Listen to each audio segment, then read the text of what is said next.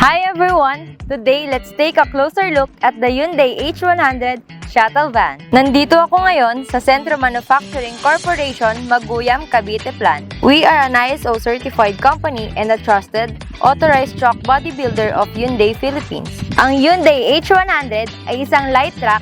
Compact ang size nito pero powerful naman ang performance. May Euro 4 compliant 2.5-liter CRDI diesel engine na malakas at fuel efficient. Meron itong 6-speed manual transmission.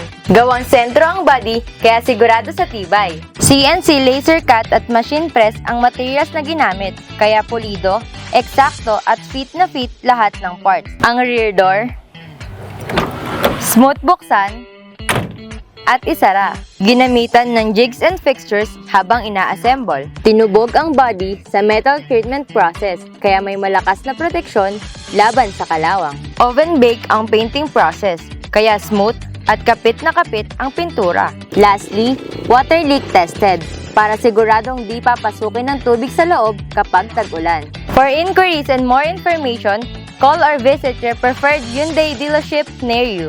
And if you like this video, give us a like and follow for more. And I'll see you on the next one. Bye!